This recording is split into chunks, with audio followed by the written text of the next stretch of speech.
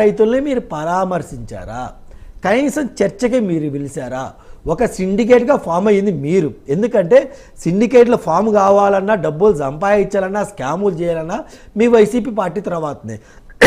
ఎందుకంటే లిక్కర్లో మనం చూసాం, లిక్కర్లో ఎంత బాగా ఆ 4 రెడ్లు మాత్రమే సిండికేట్ అయ్యారు, వేల కోట్లు ఎలా సంపాదించారు.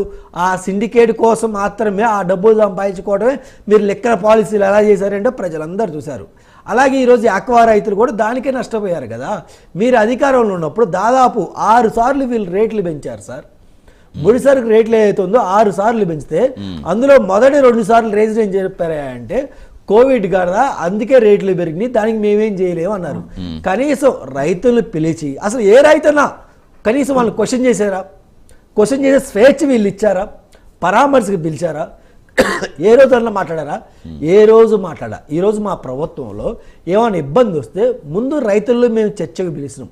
దాంతోపాటు ఎవరైతే రన్ చేస్తున్నారో, ఏదైతే ఈ ఉన్న బిజినెస్మెన్స్ ఉన్నారో, వ్యాపారస్తులను వాళ్ళని మేము చర్చకు పిలిచాం, రైతులను చర్చకు పిలిచాను, ఇద్దరిని కూర్చోబెట్టిన సమస్య ఏంటంటే పరిష్కరించడానికి మేము సానుకూలంగా ఉండే విధంగా, ఇద్దరికి ఇబ్బంది లేని విధంగా ఈరోజు మేము తీసుకెళ్ళినాం. అది అంటే రైతులకి తగిన గుర్తింపు మేము ఇచ్చినాం, స్వేచ్ఛ మేము ఇచ్చినాం. మరి జగన్మోహన్ రెడ్డి గారి హయాంలో కనీసం 5 సంవత్సరాలు రైతులను ఏమైనా మాట్లాడారా? ఇంకా నయం సార్, భీమవరం వెళ్తే జగన్మోహన్ రెడ్డి గారు నేను భీమవరంలో ఏ పొద్దు చూడాల, భీమవరం రైతులు దాన్ని ఏమంటారు చేపలు రొయ్యలు తింటారని చెప్పి ఆయన మాట్లాడతాడు అనుకున్నా సార్ స్టార్టింగ్లో. ఎందుకంటే గతంలో ఈయన పులివెందులు వెళ్ళినప్పుడు కూడా ఇదే మాట్లాడారు. గతంలో మేము ఎప్పుడూ చూడలేదు చేపల రొయ్యలు కూడా పులివెందులకు వస్తాయా అన్నట్టు విధంగా జగన్మోహన్ రెడ్డి స్పీచ్ మొదలు పెడతా అనుకున్నా, ఆయన అదే మొదలు పెట్టలా.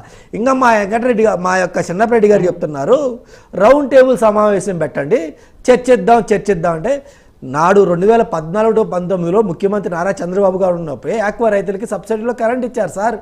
మీరు వచ్చిన తర్వాత అది కరెంట్ తీసేశారు. నెక్స్ట్ సెంట్రల్ గవర్నమెంట్ ప్రాజెక్టులోని ఏదైనా ఆక్వా రైతులకు కానీ, లేదంటే ఏదన్నా సముద్రంలో చేపలు పెట్టడానికి వెళ్ళినప్పుడు కానీ, వాళ్ళు కానీ ఇంకొకటి విషయంలో కానీ, పనిముట్ల విషయంలో కానీ సబ్సిడీ ఇచ్చి మనకు స్టేట్ గవర్నమెంట్ కొంత అమౌంట్ వేసుకొని, సెంట్రల్ గవర్నమెంట్ కొంత అమౌంట్ వేసుకొని వాళ్ళు కొనిచ్చే ప్రక్రియలు కొన్ని ఉంటాయి సార్. కనీసం వాటి మీద జగన్మోహన్ రెడ్డి గారు ముఖ్యమంత్రి అయితే ₹1 కూడా ఖర్చు పెట్టలేదు సార్. ఈరోజు కూటమి ప్రభుత్వం ఏదైతే చేసుకుంటున్నాం ఆ మంచి వీళ్ళని చెప్పుకుంటున్నారు. మీరు రౌండ్ టేబుల్ సమావేశం పెట్టడం అంటున్నారు. ఎందుకు రౌండ్ టేబుల్ సమావేశం? ఇన్ని లక్షలు పెట్టి రేపు మాపం మళ్ళీ అసెంబ్లీ పెడతారు కదా. మరి జగన్మోహన్ రెడ్డి గారు అసెంబ్లీకి వెళ్ళమని చెప్పండి, అక్కడ ఆక్వా రైతుల గురించి పోరాటం చేయమని చెప్పండి. ఇంకా పోతే ఈయన మిర్చి రైతులు అన్నారు, ఆ మిర్చి రైతుల గురించి మరి పోరాటం చేయమని మరి అక్కడికి వెళ్ళి మీరు ఇది చేయొచ్చు కదా. ఎందుకు అసెంబ్లీకి వెళ్తే అటు క్వశ్చన్లు వేస్తారు, ఇటు క్వశ్చన్లు వేస్తారు. మరి మీరున్నప్పుడు ఆక్వా రైతులకి ఎందుకు ముడిసరుకు 6 సార్లు పెంచారు, ₹30 దాదాపు పెరిగింది.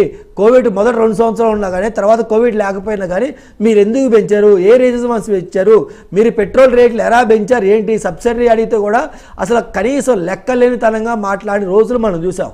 ఇంకా పోతే ఇందాక మా చిన్నరెడ్డి గారు అన్నప్పుడు ఒక రైతు స్టేజ్ మీద ఉన్న ఒక రైతు పేరు మీరు చెప్పండి సార్. వెంకటేశ్వర్లు గారు ఇప్పుడు గోదావరి జిల్లాలో అందరూ ముఖ్యంగా భీమవరం జనసేనకి బలమైన స్థానం. అంటే భీమవరంలోని ప్రాబ్లం వచ్చింది కూడా రైతులకు సంబంధించి అడుగుతున్నాను. అంటే ఇందాక శిరీష్ గారు లెక్కలతో సహా చెప్పారు ఏమి ఇచ్చాం, సబ్సిడీలు ఏమి ఇచ్చాం ప్రతిదీ. అంటే రైతులని ఆ సమన్వయం చేయడం ఎక్కడైనా లోపం ఉందా? ఎందుకు రైతులు అంత అసంతృప్తి వ్యక్తం చేసే స్థాయికి వచ్చారనుకోవాలి? రైతులు అసంతృప్తికి స్థాయికి వచ్చారని వాళ్ళు ఎవరు చెప్పారు సార్?